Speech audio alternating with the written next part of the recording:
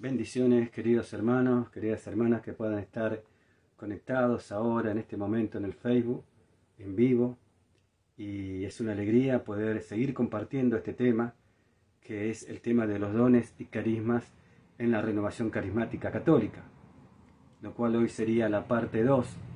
La parte 1 ya la vimos en el día de ayer, y esto va a ser como una continuación del tema sobre los carismas, sobre lo que nos enseña las Sagradas Escrituras, el magisterio de la Iglesia, la tradición apostólica y también la experiencia de vida de fe. Así que les doy una gran bienvenida fraternal y bueno, vamos a empezar entonces a este tema, ¿no? Vamos a empezar poniéndonos en presencia de Dios, que es uno y trino, en el nombre del Padre, del Hijo y del Espíritu Santo. Amén.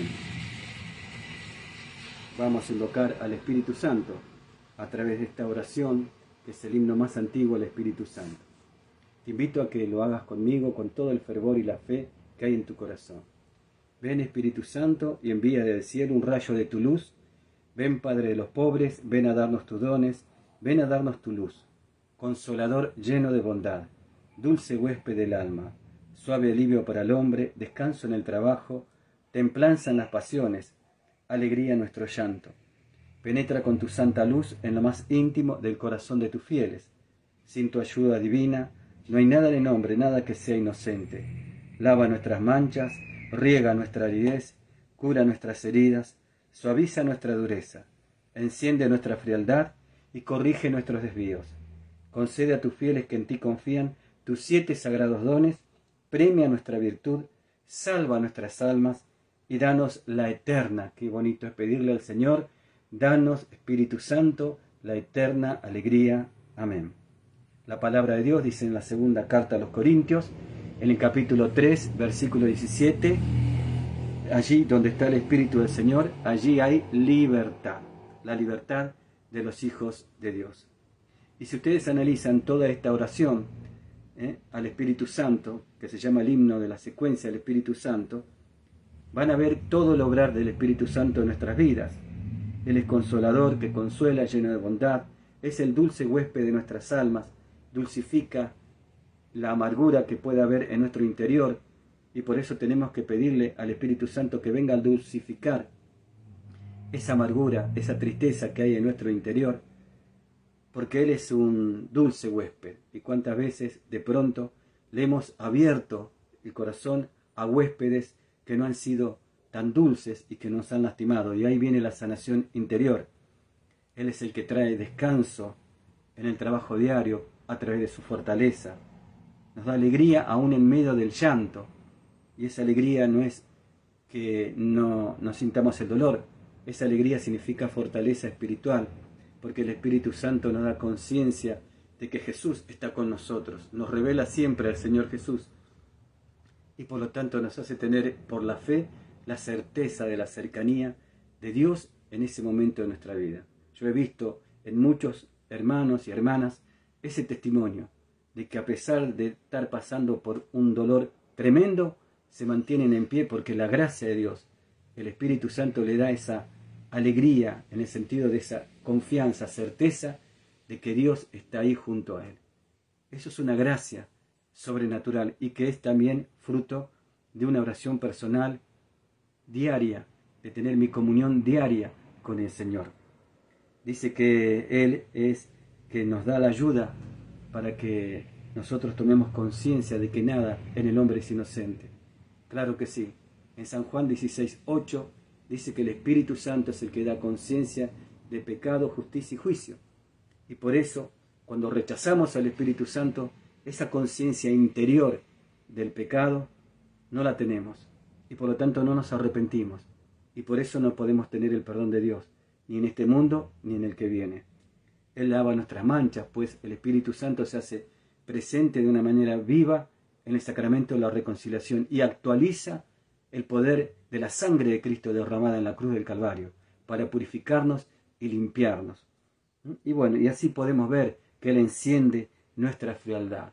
Cuando te sientas frío en el corazón, pedile al Espíritu Santo en la intimidad de tu habitación, de ese lugar donde vos tenés tu altar de oración, Pedile al Espíritu Santo, ven Espíritu Santo y enciende el fuego de tu amor en mi corazón. Hablale al Espíritu Santo y le decía, mi corazón se está enfriando, Señor, enciéndelo con el fuego de tu amor. Dame el fervor de un primer amor.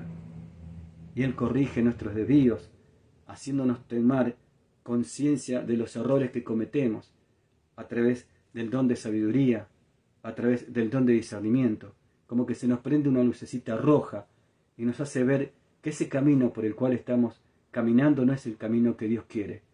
Por eso es el Espíritu Santo nuestro ayudador. En Romanos 8:26 dice que el Espíritu Santo viene en ayuda de nuestra debilidad, mi querido hermano, mi querida hermana. Y por eso Él concede a los fieles, a los que creen en Dios, que también es un don de Dios el creer en Él, sus 7 sagrados dones y todos los carimas y gracias necesarias para nuestra santificación. También vamos a pedirle a María, la esposa del Espíritu Santo, la llena de gracia, que interceda por cada uno de nosotros, para que nuestro corazón, nuestra mente, todo nuestro ser, se abra y se haga dócil a las verdades espirituales. Cuando una persona tiene fuerte el espíritu, tiene fuerte el alma y tiene fuerte todo su ser, porque somos seres espirituales, que tenemos un alma, que estamos en un cuerpo. Algunos hablan del alma espiritual, pero somos seres espirituales. Y como seres espirituales, para tener vida realmente en nuestra vida, necesitamos de la gracia de Dios, que es el Espíritu Santo. El otro día compartía que la gloria de un pez es el agua, la gloria del ave es el aire, y la gloria del hombre es la presencia de Dios. Por eso San Agustín decía que el corazón del hombre tiene un vacío que únicamente lo llena Dios. Y Dios es lo que nos queda al final de nuestra existencia. Que también sea nuestra comunión diaria, Dios primero en nuestras vidas. Porque Dios es espíritu. Y necesitamos llenarnos con la gracia de Dios espiritualmente. El espíritu es lo que nos identifica con Dios.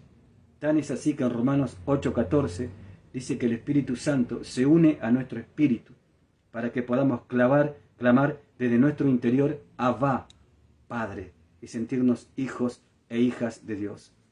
Quizás durante muchos años hemos tenido una vida almática, donde queríamos llenar nuestro interior desde el exterior, o también con logros o alcanzando metas, y eso no está mal, eso está muy bien, porque Dios quiere que desarrollemos nuestra vida. Pero seguramente no nos llenaba. Pero el día que conocimos al Espíritu Santo, el día que Dios fue una realidad viva en nuestra vida, ya no quisimos más poner nuestro objetivo en aquellas otras metas, sino que nuestra meta diaria es Dios. Y de ahí todo lo demás. Y eso se llama una vida cristocéntrica. Una vida en donde Cristo crece y yo disminuyo. Y cuando Cristo crece y yo disminuyo, ya no soy yo, es Cristo en mí quien perdona, es Cristo en mí quien ora, es Cristo en mí quien alaba, es Cristo en mí quien intercede, es Cristo en mí el que hace maravillas para gloria del Padre. Qué maravilloso, ¿no? Que Cristo crezca y que yo disminuya. Es como Gálatas 2:20, para mí es el versículo del año, de mi vida. Poder llegar a decir como San Pablo, ya no vivo yo, Cristo vive en mí. Y entonces le mando un saludo a todos los hermanos y hermanas que ahora se están conectando y también a todos aquellos que me han enviado mensajes y que realmente han dado como un testimonio de que lo que hemos compartido en el tema de carisma, parte 1, le ha sido de muchísima edificación. Pero yo te exhorto, te animo a que sigas ahondando en este tema. No es gastar ni perder el tiempo, eso es lo que el enemigo nos mete en la cabeza, lo que el mundo nos mete en la cabeza, de que todo lo que sea espiritual es perder tiempo. Y por eso está esa famosa frase, cuando tenga tiempo. Cuando tenga tiempo voy a leer la Biblia, cuando tenga tiempo voy a orar, cuando tenga tiempo voy a escudriñar las Sagradas Escrituras, cuando tenga tiempo me voy a dedicar a Dios y a lo referente a Dios. Qué engaño, ¿no? Qué astuto que es el enemigo, el príncipe de este mundo, el que viene a robar, matar y destruir, como dice en San Juan 10:10. Y bueno, inclusive dentro de la misma iglesia, dentro de personas, hombres y mujeres de fe, muchas veces nos dejamos tentar y distraer por este mal espíritu cuyo objetivo fundamental es que no estemos enraizados en Cristo. Porque él sabe que si estamos enraizados en Cristo, Cristo crece, nosotros disminuimos y tenemos vida en abundancia. Y él odia a los hijos de Dios. Como no puede tocar a Dios Padre, toca lo que Dios Padre ama a cada uno de nosotros. Está en nosotros también tomar la sabia y santa decisión de darle primero lugar a Dios. Que Dios sea el centro de mi vida y desde ahí todo lo demás, que va a ser bendecido. Eso es buscar el reino de Dios y su justicia. Dios es el rey y el reino, su justicia es su voluntad, y todo lo demás vendrá por añadidura de una manera bendecida. Me decía el otro día un hermano, hacemos la voluntad de Dios y vamos a estar muy bien. Pero mucho mejor vamos a estar cuando estemos en su presencia. Bien, mis queridos hermanos, ahora sí vamos a hablar un poquito más sobre este tema de los carismas en la iglesia y en la renovación carismática. De gran actualidad es el tema de los carismas, como quizás no lo fue en muchos años anteriores en la iglesia, especialmente después del Concilio Vaticano II. En el mismo hubo discusiones bastante vivas en ese sentido. Se oponían como dos conceptos. Uno es que el carisma es un don extraordinario, milagroso, que fue concedido por Dios de forma excepcional y para un tiempo. ¿Y cuánta gente tiene también ese pensamiento? Por eso no quiere abrirse a esos carismas, por eso los mira de una manera hasta desconfiada. Otros se impactan al conocer que hay ciertos carismas que hoy, en esta renovación carismática, en este soplo fresco del Espíritu Santo en su iglesia y a través de su iglesia, se comienza a visualizar, porque los carismas son manifestaciones sensibles del Espíritu Santo, y a través de esas manifestaciones sensibles del Espíritu Santo podemos percibir la presencia del Espíritu Santo. Sin embargo, hay muchos que en la misma iglesia también tienen esa misma idea, ese mismo concepto que tenían en el Concilio Vaticano II. O sea que hay ciertos dones, hay ciertos carismas que fueron solamente para un tiempo, solamente para el principio de la iglesia, porque decía que en esa época eran necesarios, ya que vivíamos en un mundo totalmente ateo, pagano, contrario al cristianismo.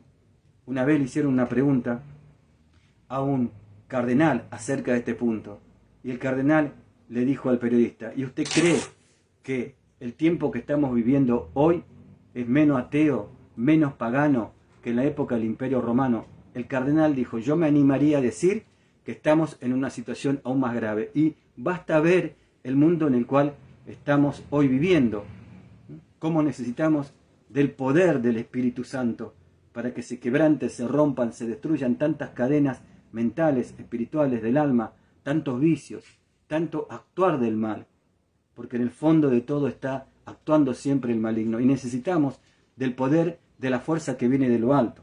Pero bueno, en el concilio había ese concepto, esa idea.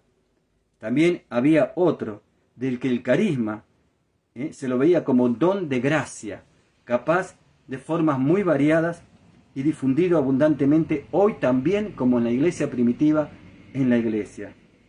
¿Y qué pasó? Por gracia de Dios y designio divino, prevaleció el segundo concepto.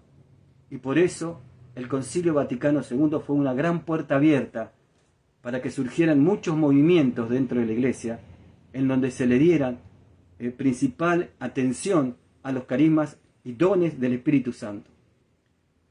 Un día un sacerdote dijo: el Espíritu Santo se democratizó. Ya no es el ejercicio de los dones solamente de cierto sector de la iglesia. Hoy cada uno de nosotros, vos y yo, como bautizados, como templos del Espíritu Santo, por el sacramento del bautismo, también tenemos esos dones y también tenemos esos carismas, y también podemos orar, alabar, y también podemos bendecir, y también se pueden manifestar maravillosas gracias de muchos carismas que después yo les voy a ir hablando en la tercera parte de este tema, carismas, donde vamos a hablar de algunos carismas, carisma que significa don de Dios que viene a mí para ti.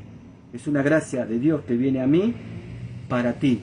Y al ejercerlo, por ejemplo, como el don de música, el carisma de la prédica, el carisma de la visita de enfermos, el carisma de consolación, el carisma de hacer milagros, el carisma de sanación, de liberación, que es un don que viene a mí para que a través de mí llegue a ti.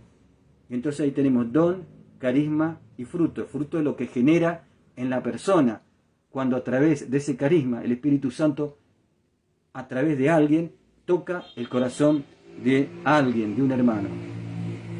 Dice así el Concilio Vaticano II. Además, el mismo Espíritu Santo no solo santifica y dirige al pueblo de Dios por medio de los sacramentos y los ministerios, y los enriquece con las virtudes, sino que también distribuye sus dones a cada uno según Él quiere. Primera de Corintios, capítulo 12, versículo 11.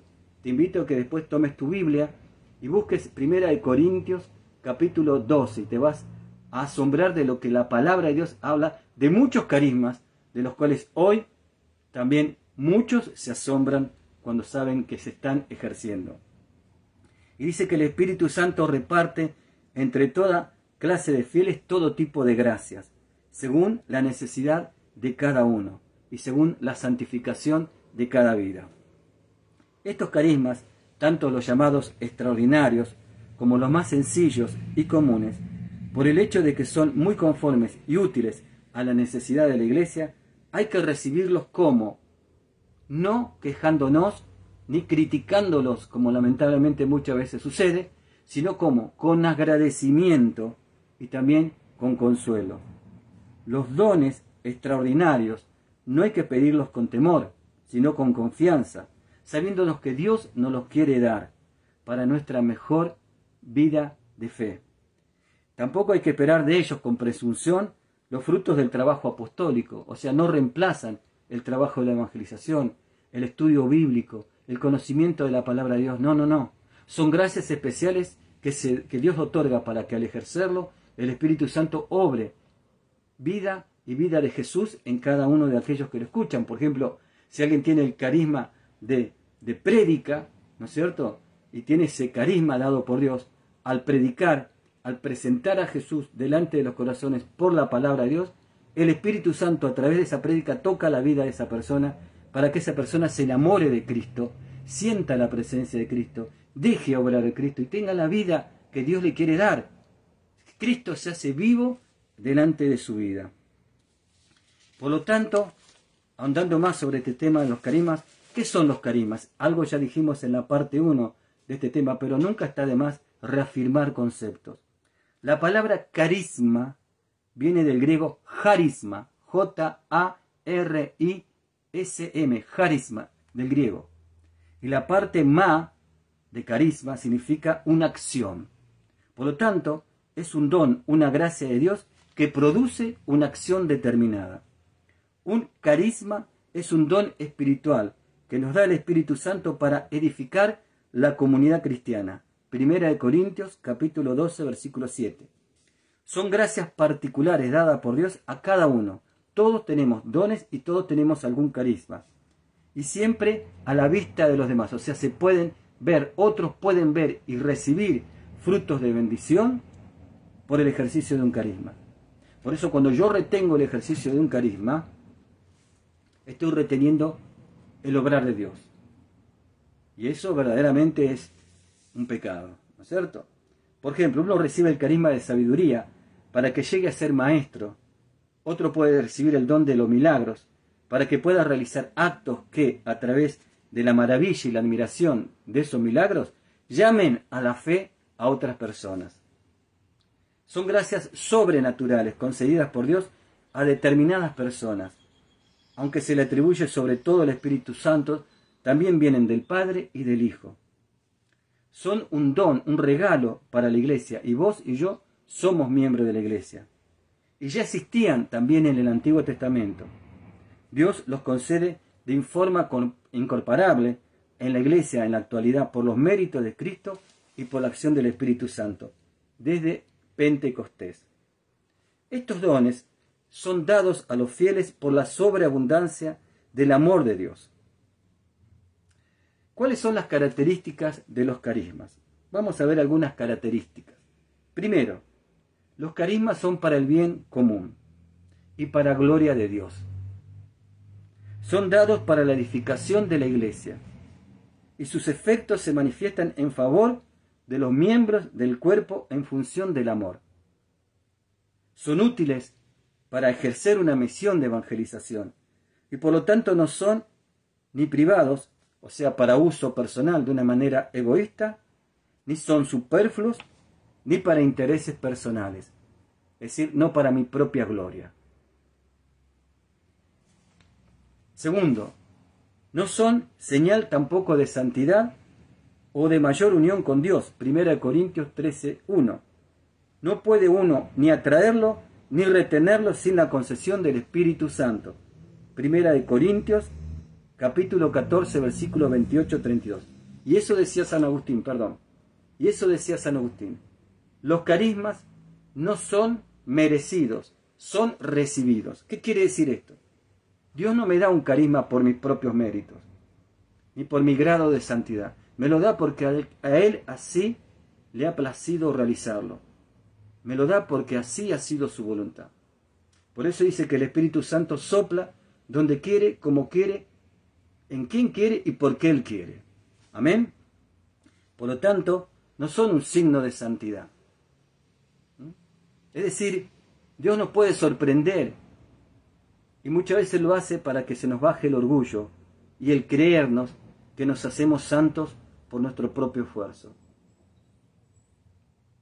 En creernos que tenemos méritos por las cosas que hacemos para el Señor. Y habría que ver si verdaderamente alguna vez las hacemos para el Señor o para que nos admiren, para que nos aplaudan, para que nos tengan en cuenta.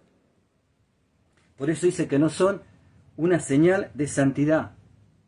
Es un regalo, una gracia que Dios da a esta persona. Ahora, sin duda alguna, cuando esa persona recibe esa gracia y comienza a ver el fruto del ejercicio de esa gracia, yo creo que le hace un clic interior en su espíritu, que le hace ver que Dios es real en su vida, y muchos se vuelven y se apegan a Dios e inician un camino de santidad. Tampoco son requisitos para la salvación personal, como es la gracia santificante. No es más santo el que tenga mayores carismas, pero sí es verdad que los santos se caracterizan por haber dado libertad al Espíritu Santo y por hacer buen y disciplinado uso de los carismas. ¿Por qué? Porque los ponen al servicio de la iglesia, motivados por el amor que Dios pone por las almas. Cuarto, el Espíritu Santo los concede a quien quiere y cuando quiere. Se encuentran en todo tiempo y lugar. Un carisma se recibe de manera independiente de los méritos del individuo y no pueden adquirirse ni ser previstos con las fuerzas humanas. ¿Qué quiere decir esto? Yo puedo pedirle al Señor, Señor, yo desearía, mi anhelo es tocar para ti y que a través de esa música tú te manifiestes con gracia y poder en los corazones de mis hermanos. Y lo deseo, y hasta se lo puedo pedir, pero está en su soberanía y en su majestad concedérmelo. Y muchas veces nos dan un carisma que sería aquel que no queremos ejercer. Qué bárbaro, ¿no? Así es el Señor. ¿Para qué? Para que al ejercerlo crucifiquemos nuestra carnalidad, nuestro orgullo, nuestra soberbia, nuestro yo. Porque el ejercicio de un carisma, mis queridos hermanos, implica morir a uno mismo. Y muchas veces el ejercicio de un carisma también significa que nuestro renombre no sea tan considerado a los ojos de los hombres, pero sí a los ojos de Dios. Quinto, son dones transitorios, pero también pueden ser permanentes. El Espíritu Santo los concede según su beneplácito. En algunos casos pueden ser pasajeros y en otros pueden ser permanentes. Y cuando son pasajeros, fueron para ese momento. Estamos en una asamblea, en una reunión de oración, en un momento de invocación del Espíritu Santo, donde todos estamos abiertos a la gracia de la presencia del Espíritu Santo, y por un momento un hermano recibe una palabra profética de parte de Dios que puede ser de exhortación, de animación, de corrección fraterna. Y esa persona no puede dejar de no decir esa palabra, es como que no lo puede contener. Y cuando dice esa palabra, ya vamos a hablar de estos carismas y cómo ejercerlos, las personas escuchan esa palabra profética, porque el profeta es aquel que habla en nombre del Señor. Y seguramente que es para alguien o para varias personas que están en esa reunión. Y esa palabra profética puede llevarlos a un camino de conversión, de perdón, de reconciliación, de restauración, de fortaleza, de paz interior, de alegría. Y eso se llama edificar el cuerpo. Pero solamente fue para ese momento, nada más. Pueden pasar otras reuniones de oración y este carisma no aparece en la misma persona, no se manifiesta en la misma persona. Ahora, puede suceder que sí suceda varias veces y que se haga algo casi permanente. Y siempre hay que discernir si verdaderamente viene de Dios o no, por los frutos. Pero si es algo permanente, ese carisma en alguien o en varias personas, se genera lo que se llama un ministerio. El ministerio, que viene de minister, servicio, está fundamentado en un carisma que permanece de manera permanente. Por ejemplo, alguien que tiene el carisma de predicar. Es como que le surge ese deseo, ese anhelo, pero también la fluidez dado por Dios para hacerlo. Y cuando es permanente, ya es un ministerio. No fue solo por un momento. Octavo, los carismas tienen como característica que se utilizan para la manifestación del reino de Dios. Los carismas manifiestan el poder de Dios, autentifican el mensaje, invitan a la conversión. Los carismas acompañan a los apóstoles, a los que anuncian el Evangelio. Si vamos a Hechos de los Apóstoles, capítulo 5, versículo 12, dice: por mano de los apóstoles se realizaban muchas señales y prodigios en el pueblo. Es decir, había signos, carismas, que respaldaban la evangelización. Evangelizaban, hablaban de Jesucristo el Señor, oraban por los enfermos y estos se sanaban en el nombre de Jesús. Un carisma de sanación que está respaldando la evangelización. ¿Para qué? Para que los corazones de quienes ven esos signos y escuchan esa palabra se abran y reciban la fe que les permite hacerlo a Jesús Señor y Salvador de su vida. El carisma se distingue del talento. El talento es una capacidad natural de la persona, pero el carisma es un don sobrenatural del Espíritu para edificación del cuerpo de la iglesia. Y por eso, por ser sobrenatural, no implica que sea necesario algo portentoso. Más bien, los dones se integran en la disposición natural de la persona y actúa en ella. No siempre los carismas se manifiestan de manera portentosa. Ahora, quiero aclarar algo. No es lo mismo un carisma del Espíritu que un don natural. Yo puedo tener el don natural de enseñar. Eso es un don natural. Puedo tener el don natural de la música. Hay personas que toman un instrumento, estudian 2 o 3 notas, escuchan de oído una melodía y ya comienzan a tocar. Tienen el don natural de la música. Otros tienen el don natural de consolar. Son personas que naturalmente tienen esa capacidad en su ser de que cuando dan una palabra a una persona, cuando se acercan a una persona, como que le traen consuelo.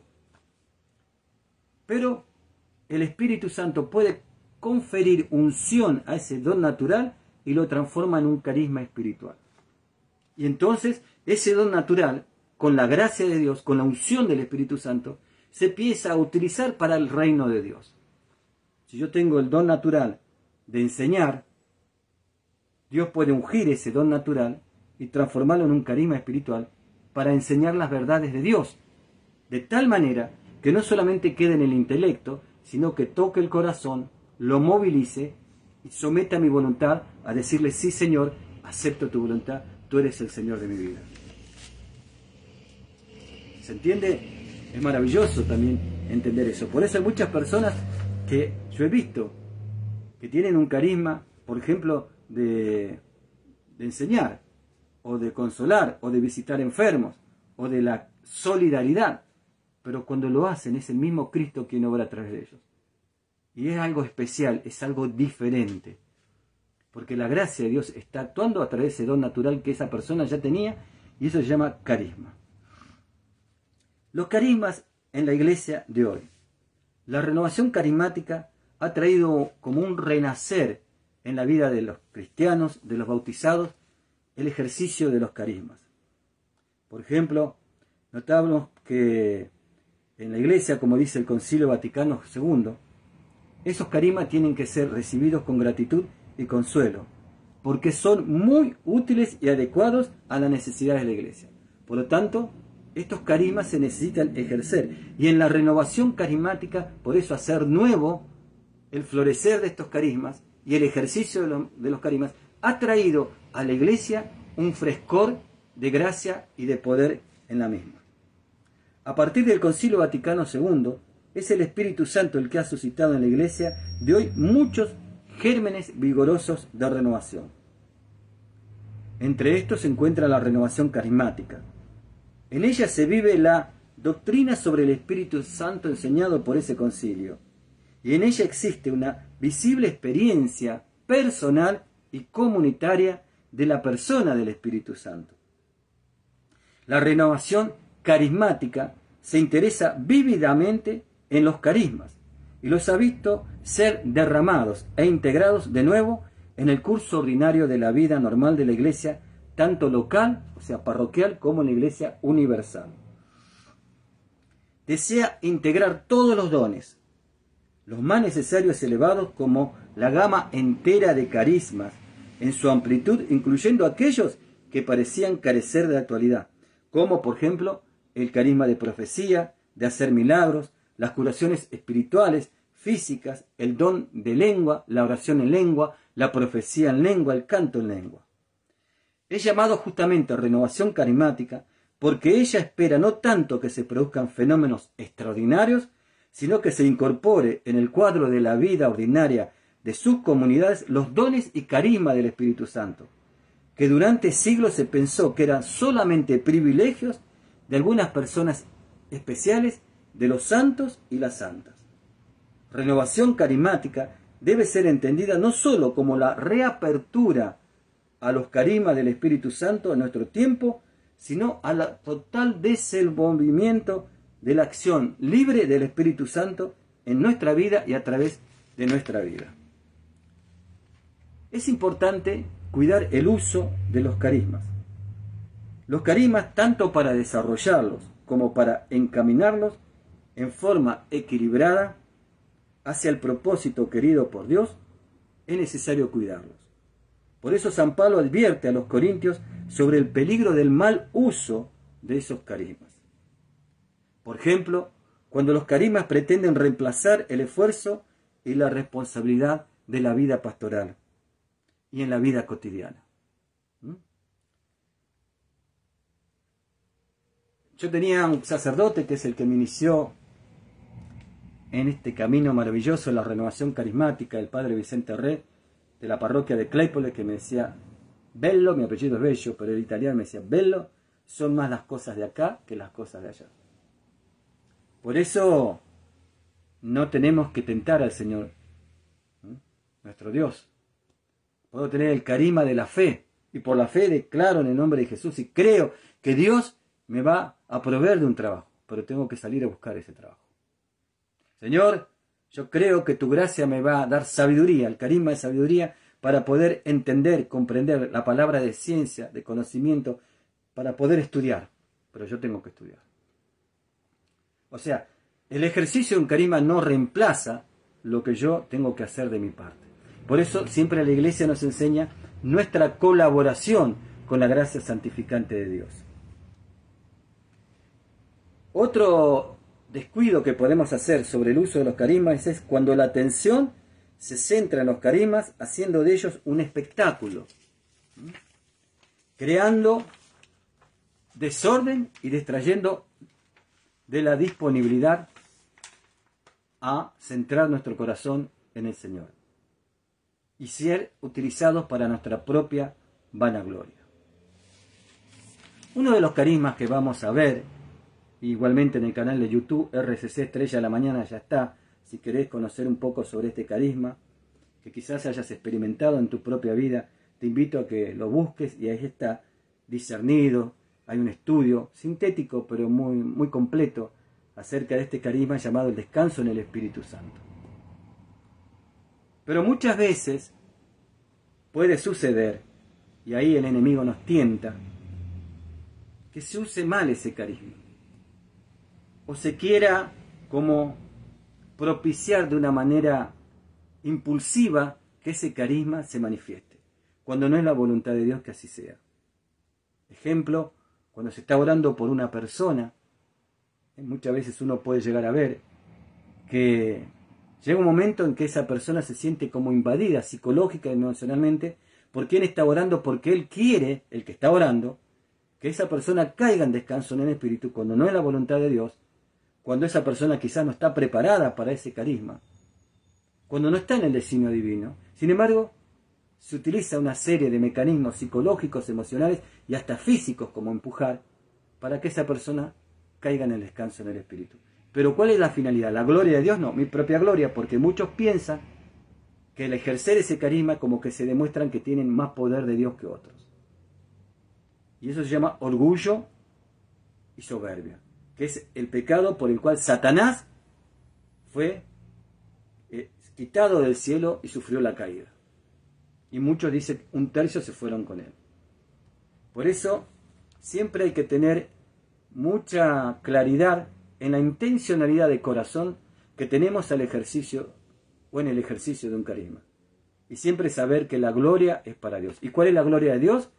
Que sus hijos experimenten su amor, se conviertan y vivan. Y esto es lo que habla. Otro punto que también muchas veces se puede caer es cuando el carisma es un fin en sí mismo y no un medio a través del cual Dios manifiesta su amor, su poder y su sabiduría. Y a eso se lo llama el caris maniático, hacernos maniáticos de los carismas. Entonces, es más importante el carisma, el regalo, que el dador del regalo.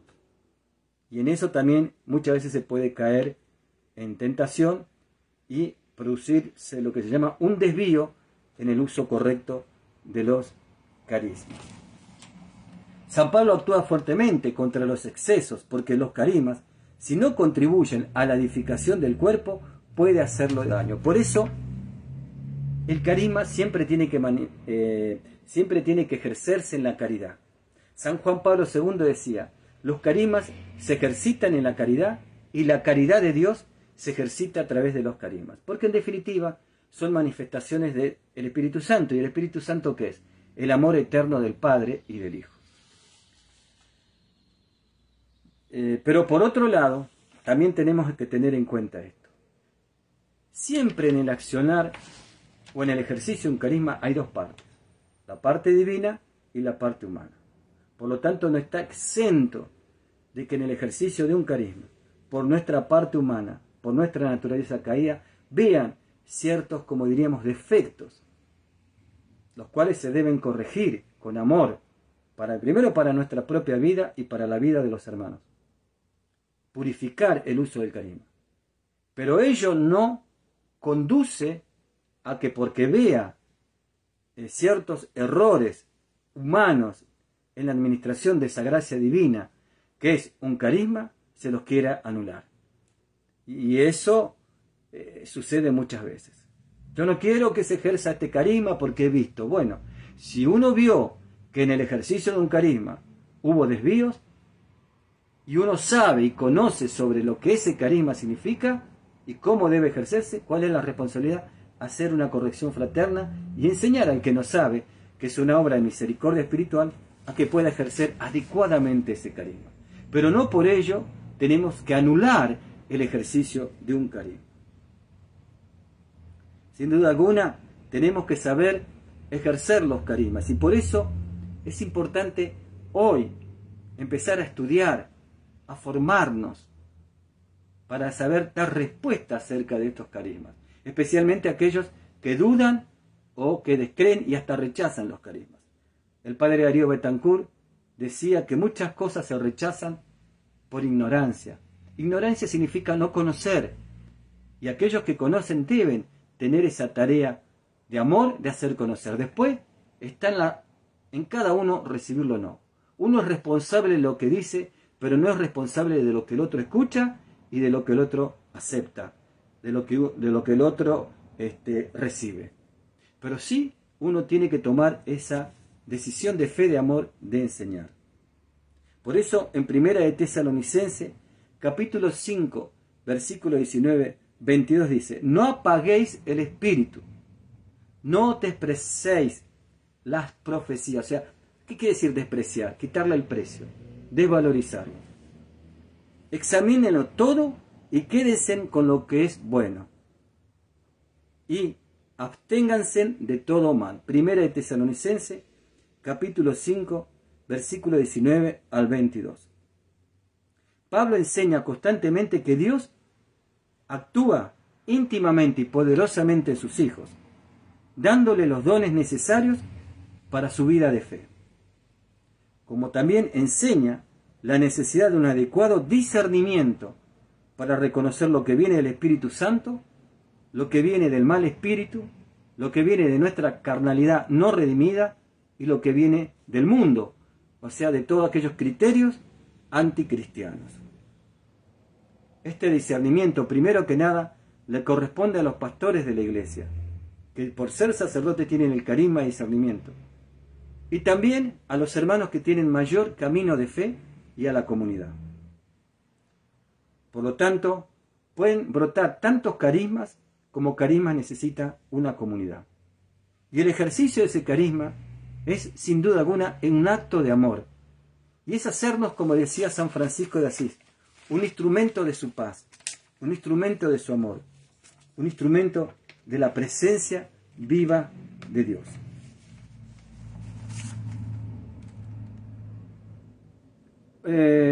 Una sistematización de los carismas no es fácil, sería casi inadecuado. Por eso, hacer una clasificación de los distintos grupos de carismas es algo que nos puede llevar una tarea bastante complicada. Y una imagen que puede iluminar este hecho de querer clasificar a los carismas por grupos es como querer definir de una manera bien delimitada los colores de un arco iris. Así vemos que en un arco iris, cuando queremos definir hasta dónde está el límite de un color, muchas veces no lo podemos hacer porque como que se confunde con el otro color. Y así también nos puede suceder con los carismas. Algunos son precisos y pueden clasificarse bajo un solo apartado, pero otros, en cambio, por razón de su gran riqueza, presentan notas variadas que les permite ser colocadas en uno o dos o más apartados. Además, ya hemos dicho que no existe una cantidad determinada de carismas, sino que existe un número no determinado de carismas. O sea, los carismas son innumerables. Pero bueno, vamos a tomar una clasificación dada por un sacerdote, el padre Carrillo Alday, doctor en Sagradas Escrituras y uno de los pioneros de la renovación carismática católica. Yo he encontrado en varios libros diferentes clasificaciones, pero me ha parecido que esta es la más, para mí, más completa, sin querer para nada desvalorizar las otras. Entonces, este autor habla primero de un grupo llamado de carismas de apostolado, enseñanza o gobierno, y dentro de ellos coloca el carisma de apóstoles, que figura en 1 Corintios, capítulo 12, versículo 28, el carisma de profetas, el carisma de ser pastores, Efesios 4.1, Hechos 20.28, el carisma de ser evangelistas, Efesios 4.11 y Hechos 21.8, el carisma de ser diácono, presbítero, Hechos 14.23, Filipenses 1.1 y Tito capítulo 1 versículo 5. Le estoy citando solo algunos textos bíblicos. Luego hay un segundo grupo que son los carismas de conocimiento y de palabra. Ahí entra la palabra de profecía. 1 Corintios 12.10 y carta a los Romanos 12.6. De palabra de sabiduría. 1 Corintios 12.8. Después tenemos palabra de conocimiento y ciencia. Ya vamos a hablar en la tercera parte de algunos de estos carismas, de los que más se puedan dar en una reunión de oración.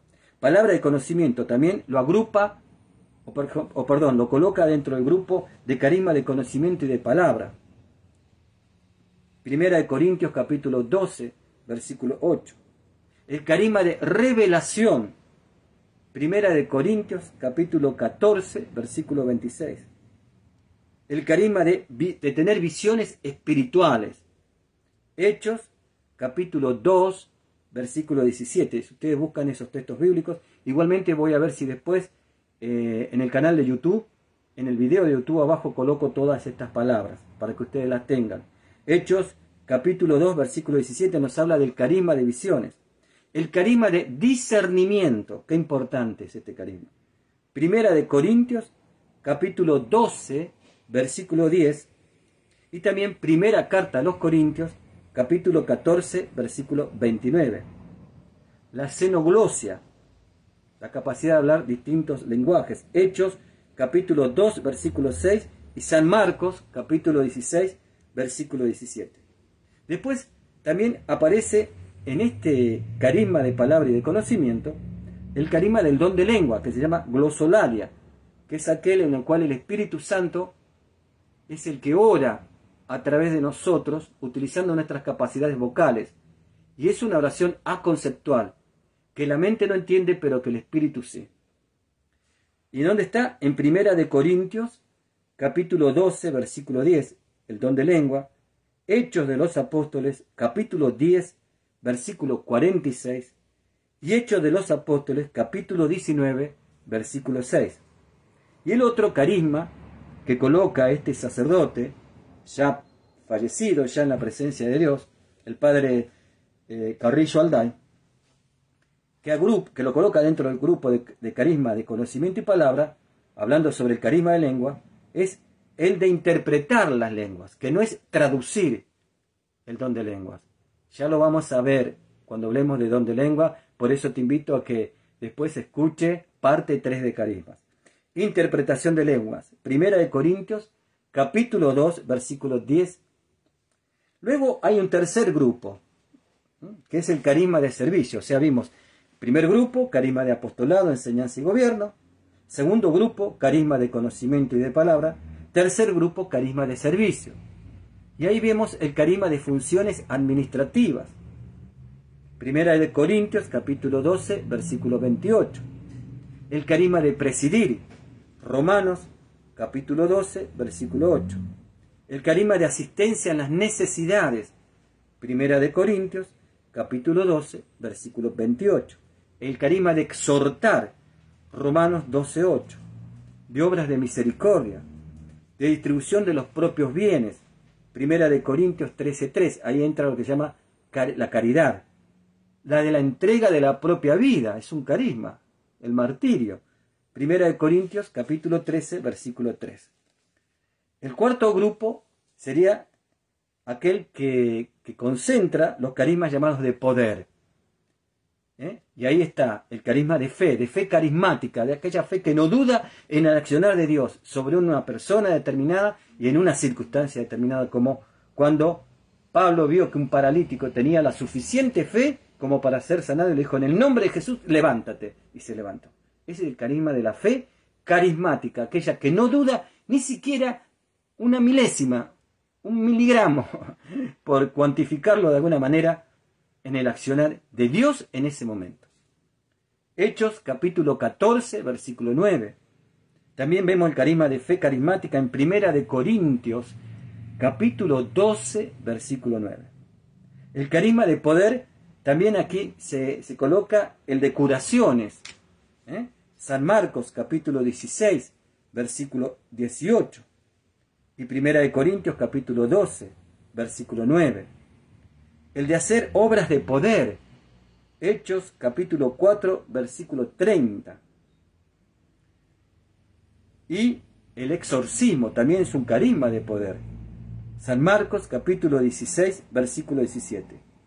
Y el quinto grupo de carismas, de acuerdo a lo determinado por este sacerdote, padre Carrillo Alday, está el carisma o los carismas, de estado de vida.